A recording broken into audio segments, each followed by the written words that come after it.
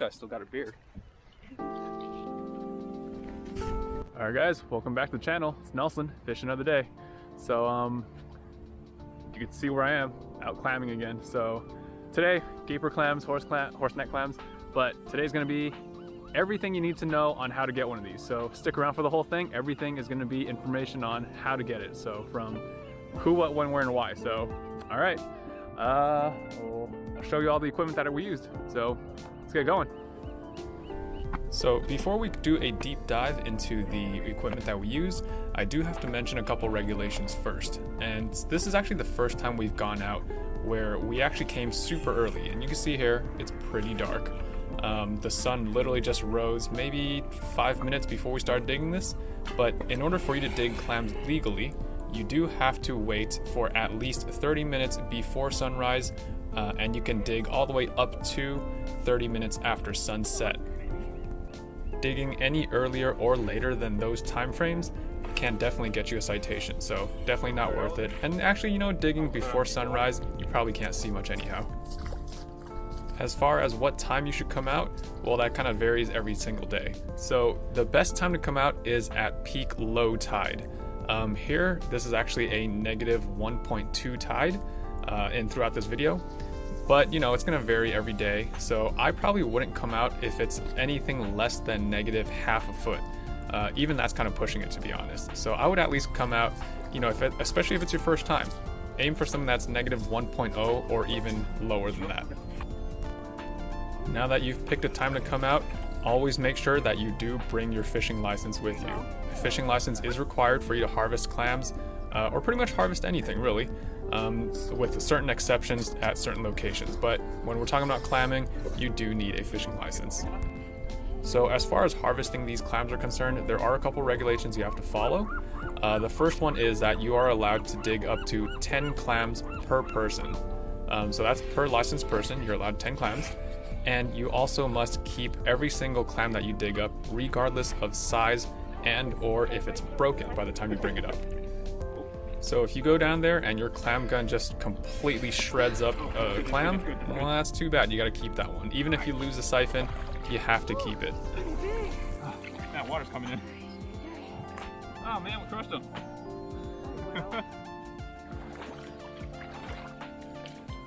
Oh man, we kind of butchered this guy.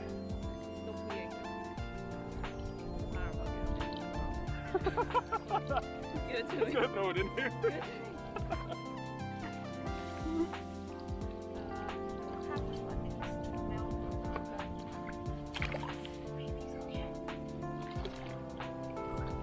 Okay, now that we finally got the regulations out of the way, let's talk about some of the equipment. So first thing I recommend people bring is a pair of rubber gloves, latex, nitrile, whatever. So I always recommend this because as you're reaching down beneath all that sand, there's gonna be a bunch of broken up clamshells down there, and they're very sharp. So I do recommend wearing these kind of gloves so that you could still feel around, but you don't get cut, or you're less likely to. Aside from the gloves, what do you have to wear? So you'll see most of the time when I come out clamming, I'm always wearing a wetsuit. Do you have to have a wetsuit? It's not required. You know, there's plenty of people around us that did not wear wetsuits. In fact, I wore a waders in another one of my videos.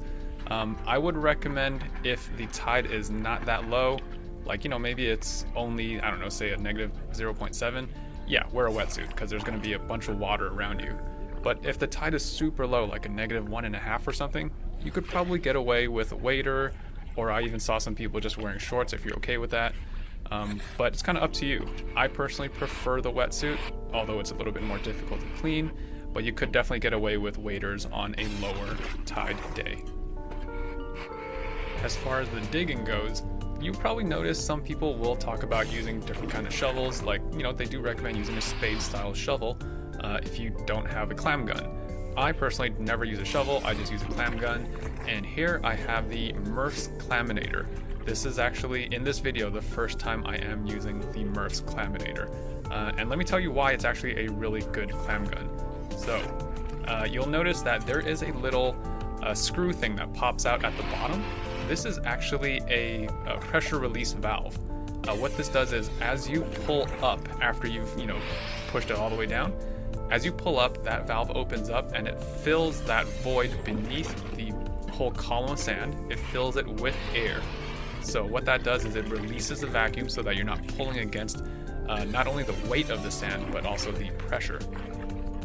All that means is that it is much easier to pull up that column of sand. So it definitely is about half the effort that it would take for you to pull up sand with a clam gun that's not able to vent that pressure out. Now I'll show you a little B-roll of my old clam gun that I used in older videos. So, you know, they claim that there is this little vent or whatnot. Frankly, it just gets clogged up. It never works. I honestly didn't even think it worked even one time, because every single time you pull up any kind of sand, it was extremely heavy. So this valve works great. On top of that, the finger plug hole at the handle actually has a nice rubber grommet, so it's actually much easier to seal that pressure when you're pulling up. The older style one that I had, there was no rubber grommet, so you know, the finish also wasn't that great on the old one, so you would actually end up getting a lot of chafing on your finger, or almost like small cuts. So that rubber grommet helps a lot. I will leave a link in the description on where I got my clam gun for the Murph. I'm not associated with them in any way. I don't have any kind of sponsorship or whatnot, but definitely check them out. I got it for, I think after shipping and everything, it was, I think about 170 or so. So definitely pricey, but it's worth it, because this will definitely save your back. Literally, you will get back pain if if you're compromised at all and you use one of those other style ones. Chances are you're probably going to hurt yourself at some point. And I do recommend getting this because it makes it so much easier to pull that sand out. One little caveat about that Murph's clam gun: although that valve does kind of open and close with that screw, you do have to occasionally purge out that hole. So all I do is kind of submerge that hole in some water and then I kind of shake it out. Because sand eventually works its way in there and gets plugged. So every now and then, just kind of shake it in water, make sure it clears up. That way it doesn't get plugged up when you need it to work.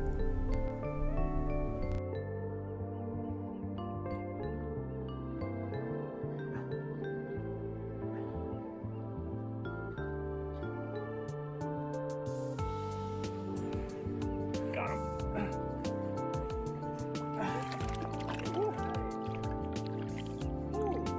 That's a big fat foot too.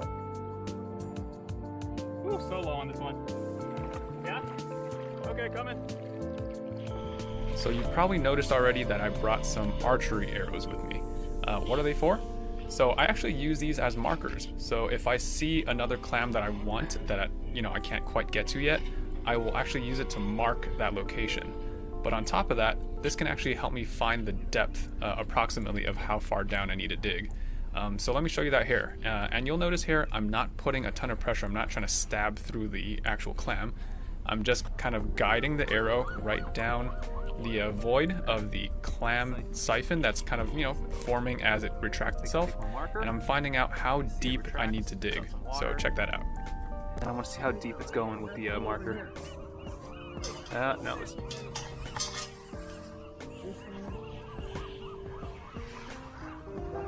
I think I feel some shell right here, so let's see how deep this is.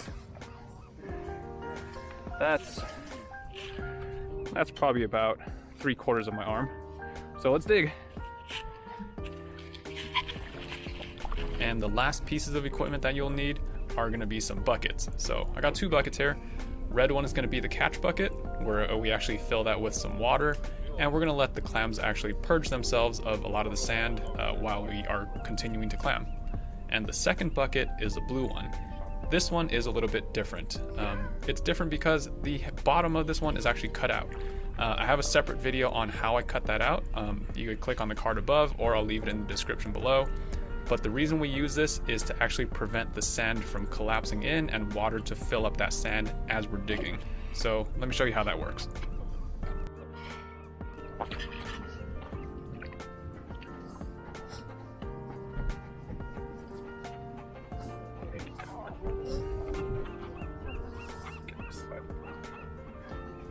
It's clammy, right?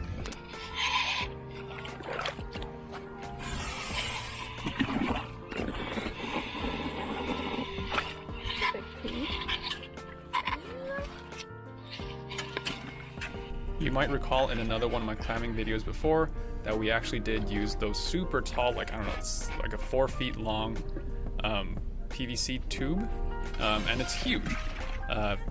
Those are good, you know, if you need to go super deep, but for horseneck clams, you don't really need to go that deep.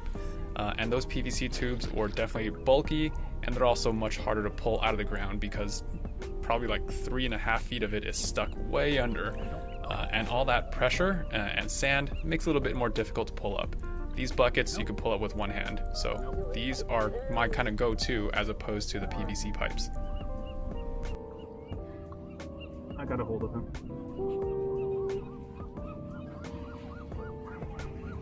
Ah.